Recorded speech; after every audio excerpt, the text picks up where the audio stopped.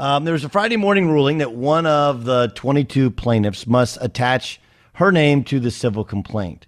Another ruling has been issued requiring 3 more of the Jane Doe plaintiffs to refile their cases with their names identified. 9 others have agreed to attach their names to the complaints.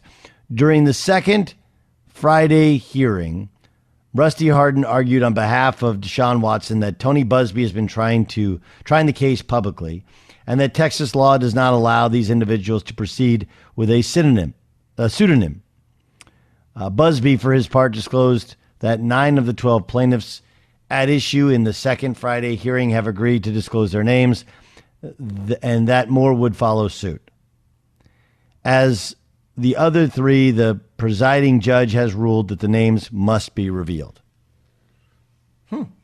Okay. So here's what we're going to do.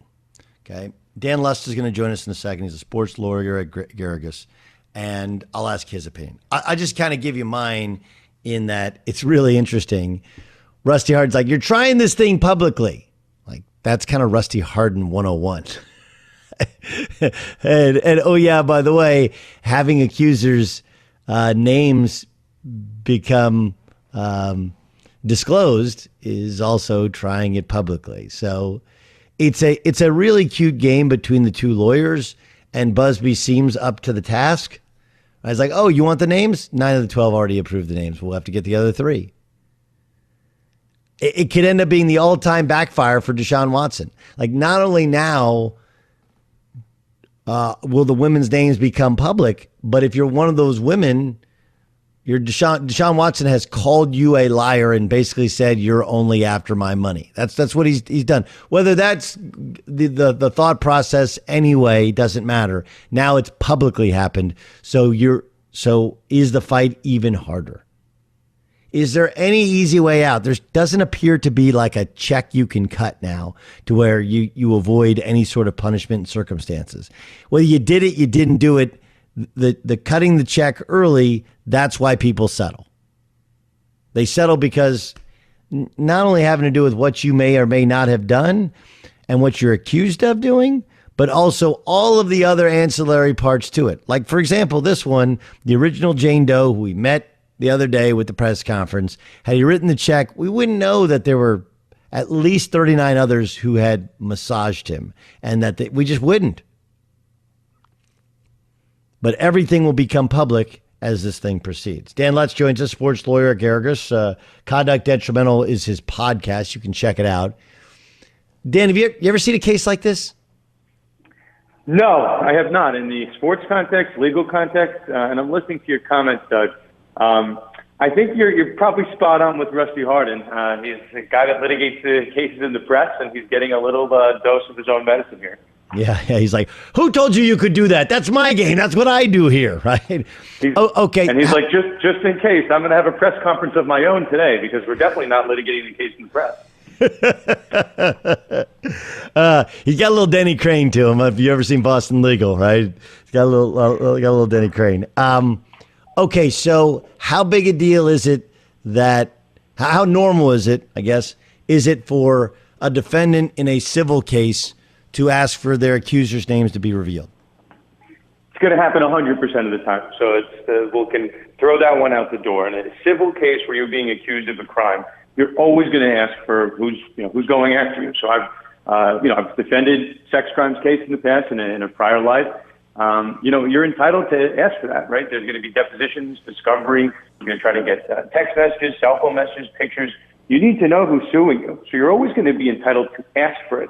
Now, what is a little atypical in Texas laws, just so people are aware, where I practice it over in New York, what would generally happen in this type of case, you would get access to the names, but usually with some type of sealing order or confidentiality order, because the public doesn't necessarily need to know who the accusers are. But if you're, the defendant in the case, you'd like to know. I don't know necessarily why the public needs to know, the accuser's name. And likewise, maybe this is a new point to some. I don't necessarily need to know that there is a lawsuit against somebody, and that needs to be public, right? Why does Deshaun Watson's name have to be put on blast, right? Why are we not having the conversation that both sides can be anonymous? I don't know how necessarily newsworthy and how important it is prior to a judge putting his stamp of approval on the case. So, if I'm doing tort reform here, I'm saying, hey, let's let both sides be anonymous until the judge comes in and says, hey, there's something here. But I feel a little bit uncomfortable that we're basically litigating a case fully, and it's only been out for like 3 weeks. So yeah. I don't know. I don't really like the precedent it's setting. No, it's a really weird and kind of ugly precedent where they're having to go kind of back and forth. At this point, is there an out for Deshaun Watson? Because if he takes out the checkbook and writes, 18 checks or whatever, he writes however many checks he has to take, that to public opinion is an admission of guilt, even if it's not an admission of guilt in a settlement.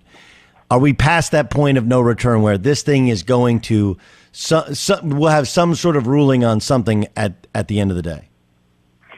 I think we've passed it. And, the thing that I hear people say online, like, hey, you should have sort of paid, that $100,000 to that first victim and he would have been off the hook. The truth is, whether he paid her or not, we have 22 civil lawsuits filed. So maybe he saved himself, right, $100,000 because there would have been more people that came forward.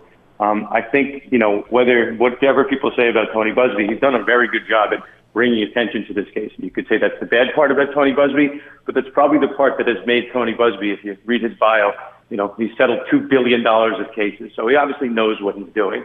I think we passed the point of return with settling. Maybe it's a no-lose proposition at this point because Nike's dropped him, right? Beats by Dre has dropped Deshaun Watson. Court of public opinion, he pays them at this point. That's not going to go well. And obviously a hefty suspension would come from the NFL. So really, this is a pure civil case at this point. Yeah, might be a case that you have to go all the way. Very few cases go to trial, less than 1%. But this might be one, right? Watson has the financial means to take a case to trial. And, these victims, if they're going to say it's not about the money, it's about making an example out of Deshaun Watson on their end, right? Would they take the money at this point? That's the whole position that Buzbee has set up, that it is not about the money. So maybe if he wanted to put the money on the table at this point, it's really not clear if they'd even accept it. Yeah, no, it's that level to it. Okay, so what's next? What's the next step? Next step is waiting to see what the police does. We have two separate police departments investigating this case, two separate Buzbee clients filed police reports with various police departments, one with Houston PD, another, I think, with Harris County, but I'm not positive. But that's the shoe to drop, I think, on the NFL level. As Doug, as you know, the second there is a sniff of criminal charges, the DA puts their stamp of approval on a case and they say, hey, we think we can get beyond a reasonable doubt here, right? 90% guilt, whatever number you want to put on it. That's when the NFL is going to have a really easy decision on their hands. And they're going to say, hey, our personal conduct policy is something like credible evidence. It's very low. Beyond a reasonable doubt, it's very high. The DA's office takes it. We're comfortable suspending him. And that's what we saw, right, with the commission's example of DeAndre Baker not so long ago, even though he actually ended up beating those charges. That said, if there are no criminal case, the DA's office doesn't announce those charges. NFL's got another really kind of slippery slope question. Do you suspend a guy with pure civil charges? And it's not what we saw with Antonio Brown, right? We don't normally see pure civil charges. NFL's done it, but it's a lot of eyeballs. So if you're asking me, Doug, as a betting man, I think it would be odd for the NFL to take a completely divergent approach from Nike. Nike suspended him, right? And, trying to protect the swoosh. And we know, Doug, the NFL protects the shield. Okay, so let's say they want to protect the shield, right? But when you listen to accuser one, and again, like something happened there, but what was described by again, and this is more what I'm reading, is more like of misdemeanor caliber, right? It doesn't feel like a brushing up of something against something and a forced brushing up of it. It's uncomfortable, but does it rise to the level of felonious assault? It doesn't feel that way. How much does that affect how the NFL proceeds? If it was one case, it might affect it a lot, the difference between a misdemeanor and a felony. So people understand misdemeanor. That's, the general definition is a crime that's punishable by up to a year in jail, and then felony is anything above that. If it's one case, it's going to make a really big difference. But if there's 20 cases, it's not going to make that much of a difference because 20 times 1 year is still, maximum of 20 years in jail. It's very serious. So, if it's one case, yeah, it's going to make a world of difference. There was a world where Antonio Brown almost got charged with a felony for his his rock throwing incident on a delivery truck driver, but he pled down to a misdemeanor. So different world. But yeah, I think it's at this point really, it's a matter of quantity versus quality.